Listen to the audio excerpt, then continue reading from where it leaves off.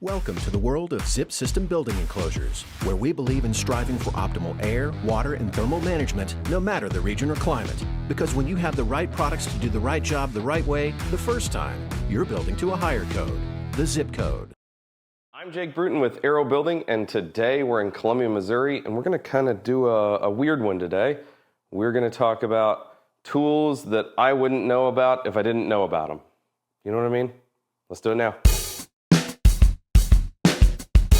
Okay, so that, if you didn't know about it, you wouldn't know about it idea is like, someone had to show me something. It's not something that I stumbled upon at the store. It's not something that I would have learned without somebody else showing it to me.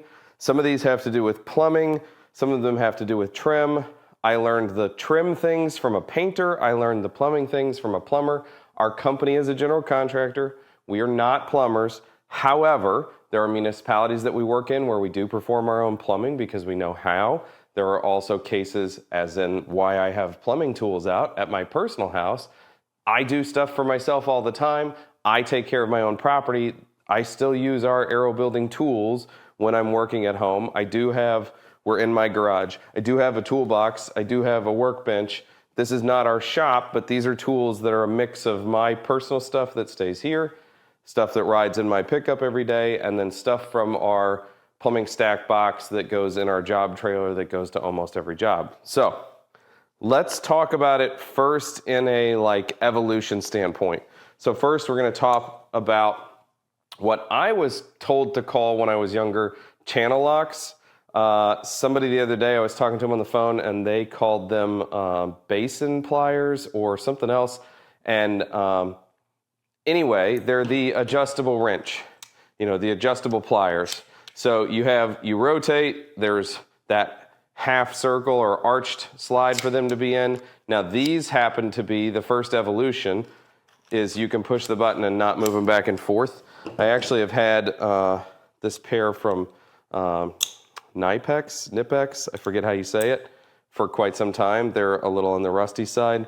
I'm not even sure where I came by them. But this first evolution is these pliers. So we call them channel locks. Neither one of them are channel locks. These are vice grip and these are Nipex, like I said. But that's not what I wanted to show you. What I wanted to show you was Milwaukee makes a smooth jaw face of these. So I can get to a nut, however the size, and I can get a good purchase, and I'm not gonna mar. So this is one of those things that this is the plumber's category, and the plumber probably knows about this. If you're a plumber and you're watching this, you probably already knew about these. I bet you that there are quite a few builders going, dang, I didn't know they made those in smooth jaw. When we bought them for our company, I don't think the guys that worked for me knew about them. It's just one of those, if I didn't know about it, I wouldn't know about it. If somebody didn't show me or tell me, and these happen to be on the shelf, actually, and I was talking with a plumber, and he said, oh, why don't you just and he walked me over at our local plumbing supply house and said, why don't you just get the smooth jaws? These happen to be from Milwaukee. I don't know if I said that, but I think there's another manufacturer that makes them. I just don't know who. Milwaukee's the only ones that I can find in the Columbia market. Number two on the list, it looks like a pair of scissors. It's a good quality pair of shears. These happen to be from Crescent and is it Wiss, I think, W-I-S-S. Until you own a pair of these, you don't know about these. So I bought these thinking they'll just be my scissors for here when I need to cut string for my string trimmer or something like that. And very quickly realized that these suckers come in handy and are really easy to use. They pop apart so you can clean them. I've actually used these for cutting up meat before. They are amazing. They have a serrated micro edge. And again, it's one of those things that if you don't try them, you won't know. So a good quality set of shears. They're not just big fancy guy scissors. They're something different. Next, let's talk about nail set. So everybody knows the nail set. I'm guessing everybody knows this Stanley where it's 3 different colors and they denote the 3 different sizes. I had these in my pouch for nearly 2 decades. And I carried them everywhere with me. They were always in my bags because they're lightweight. They didn't take up much space. but we have an evolution. So today's carpenters don't use hammers as much as we did when I was first starting out. I don't even use a hammer as much as when I was first starting out. And the painters showed me this.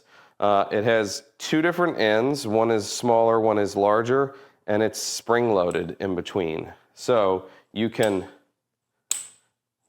go around and drive nails in your trim without having to carry a hammer. So you can see why the painter might have known about this and I didn't. I can then place this against the board and it will drive.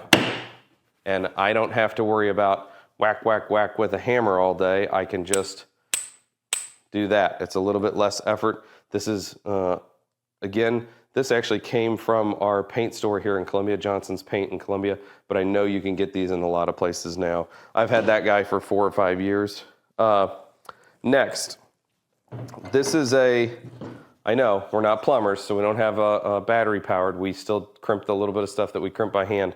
The no-go tool that comes with this stuff, this is one of those things that most people don't realize that they're doing something wrong or that they are doing something wrong. You can check the fitting after you crimp that PEX fitting to make sure it's the right size. I realize that things are different once we're into battery-powered tools and things like that. Everybody that's bought one of these has one of these, and I think I'm the only person I've ever seen with one of these on a job site, and it will keep you from having a set of pliers that are out of adjustment and not catching it. So this is a good one to just go, oh yeah, you should probably keep the thing and read the directions for what they send you.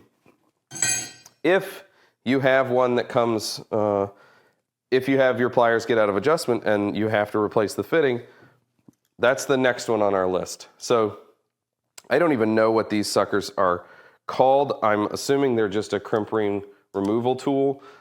These happen to be made by SharkBite.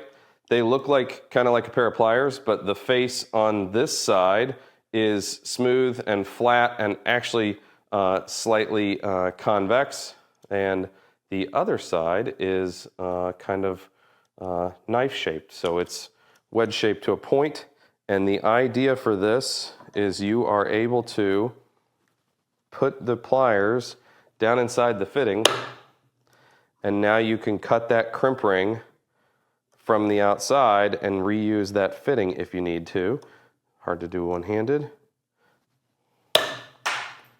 Shooting all over the garage now. But now that that ring is cut in two places, I can take that ring off, and now I can get the PEX off of that fitting. I'm not going to pull it off by hand. I had to get a pair of pliers. I can get the PEX off that fitting, and now I can reconnect to that fitting with a ring that isn't damaged. Now, all of this is, let's say, the last 4 or 5 years of my career. I've learned about all of this.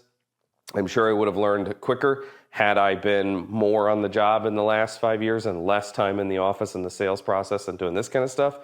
But one of the things that when I was in our plumbing box yesterday working on replacing the tank at my house that I found that I had completely forgotten we even owned, I'll give you a couple seconds to guess. I wonder how many people actually are old enough to remember what this is for. I know that I bought this one in September of 2001 because when I was at the supply house talking about looking for one, they were talking about 9/11 at the same time. This guy is a Moen cartridge puller. It's really hard to see, but it has a notch that sits in the cartridge. You slide that onto the cartridge. You twist the nut on the back, which turns a screw inside. It screws into that same hole that would have held the handle on, and then you can pull the cartridge out of the wall. And I even looked at our shop to see if we might have an old cartridge so that I could show this in operation. It has been a long time since I needed this, but it's one of those things that will always ride in our plumbing box that we can't get rid of because we're going to end up having to go and get another one if we get that one building where the one client doesn't want to replace that mixing valve, but we need a new cartridge. This is one of those, unless you've used it, you don't even know it exists. And that was my case the day that I bought this. I broke the one that we had on the job site by, I think, dropping it, and I had to run and get another one. So I've known about this one for 20-something years, 22 years. So weird plier innovations for a smooth jaw, real scissors that are actually called shears that actually do what they're supposed to do and what they're advertised to do, a funky little spring-loaded nail set, and the crimp ring removal tool so that you can work backwards when you do a bad job crimping because you're using this style crimper. And then who would have thought that 20 years later I would still know what this is and still keep it around. So I thought this was a fun one. I had all this stuff out. I just thought, I bet there are people out there that don't know about these. Why not make a video about it?